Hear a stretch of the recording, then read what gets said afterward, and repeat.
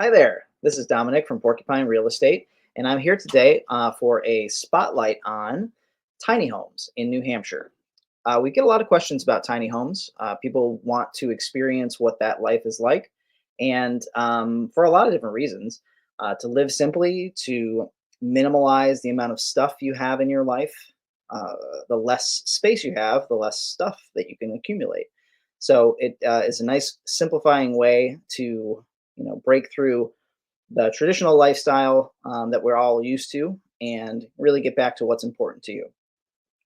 Also, one of the big features is low taxes and low utility bills. So it does not cost very much to heat one of these tiny homes. And today we're going to be looking at several tiny homes here in New Hampshire. And the first one is going to be in Bethlehem. So this one is in Bethlehem, which is in Grafton County, which is northwest portion of the state. This one in particular is about 200 square feet, so not very big at all, but it is on 1.38 acres. There's a nice compact kitchen over here. You can see decent amount of actual living space here. And when I say compact kitchen, I mean compact kitchen. So we've got a microwave, a sink, and a mini fridge. Does not look like they have any kind of range or anything like that. You could probably add a cooking, like a induction burner or something like that. There is a composting toilet, that one right here, composting toilet right here, and loft space for sleeping. So they utilized all the space inside. So you have a nice big living space as well as an area to sleep up top.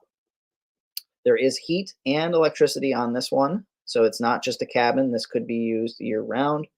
And this one has no well or septic. So there is a holding tank for water that you'd have to get filled.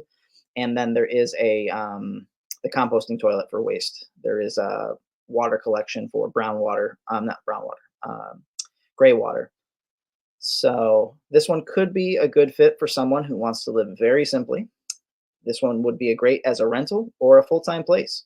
And the price range in this one is very affordable at 125,000. Now, with no septic and no running water, you might have trouble getting a loan on this one, but that would be something you'd want to talk to with your lender. The second one we're going to look at is in Bartlett, which is in Carroll County, which is the northeast of the state. This one here is just under 300 square feet. Smaller lot on this one, but it does have a storage shed in the back, 0.08 acres. And this one is pretty unique from tiny houses that I've seen because this one's actually in a neighborhood. If you look at this picture here, you can actually see other houses not too far from this one, which is unusual. Generally, tiny houses are kind of isolated by themselves. This one, however, is right here in a neighborhood and it's on an actual foundation. And yeah, I bet there's probably a nice, interesting story associated with this house. The kitchen here is actually a full-size kitchen. The stove is a little on the smaller side, but it is a gas stove.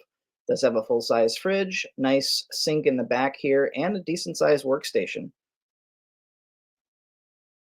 The living space here is combined with the sleeping space, so there's no loft in this one. But you can see they've got like a pull-out couch kind of deal. There is actually a closet as well, which is uncommon to find in a lot of these smaller tiny homes. Separate bathroom off to the back here with traditional plumbing. So this one actually has running water as well as a cesspool for waste. Cesspools and septics are a little different. Cesspool has to be emptied once it gets full. So generally they have an alarm on them. A little bit more work than a septic, but if it's just one person, two people living in something this size, I don't think you'd have any trouble. And look at that area that's right down the street from it. So absolutely beautiful.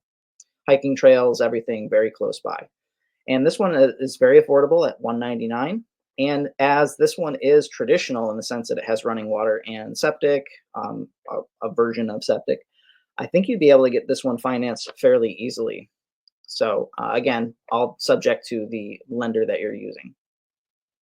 And then our last one, which I call the deluxe one of the three, this one here is in Woodstock, which is in the northwest portion of the state up in Grafton County.